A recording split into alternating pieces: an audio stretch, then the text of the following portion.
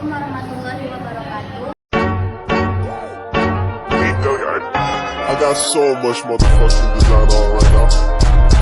Bring it down, bring it down, make it clap. I got 3 whole thoughts, I'm bitches on my line, you know. Di sini saya akan memberitahukan cara etika batuk yang baik dan benar. Yang pertama yaitu menggunakan siku. Dengan cara seperti ini. Siku ini berguna untuk mencegah cairan batuk yang keluar dari mulut kita untuk menyebar ke orang lain. Yang kedua yaitu menggunakan tisu dengan cara seperti ini yang menutup hidung dan mulut dengan sama. Tisu ini berfungsi untuk mencegah kuman yang keluar batuk dari kita mencegah ke orang lain. Setelah dipakai tisu ini harus dibuang. Yang ketiga menggunakan masker.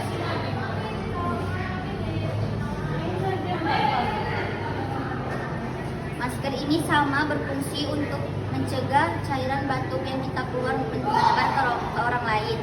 Sekian cara etika batuk yang benar dari saya. Wassalamualaikum warahmatullahi wabarakatuh.